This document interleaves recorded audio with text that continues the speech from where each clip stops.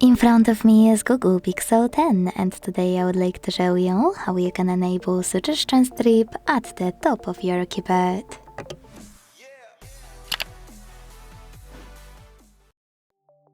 Managing Suggestion Strip is actually quite easy, but getting to keyboard settings is the difficult part. Don't worry, I will show you exactly how to access them.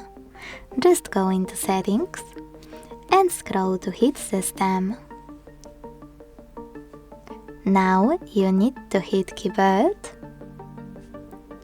On-Screen Keyboard and Gboard. Following that, after selecting Text Correction, you can finally hit this gray switcher next to Show Suggestion Strip and this way activate it. You can turn it off by tapping on the same one. So when I switch it on and go back, I can see that Suggestion Strip was successfully enabled. Now thanks to it, you can tap on gear icon and access text correction settings in few seconds. Thanks so much for watching. If you enjoyed this video, leave a like, comment and subscribe. Bye!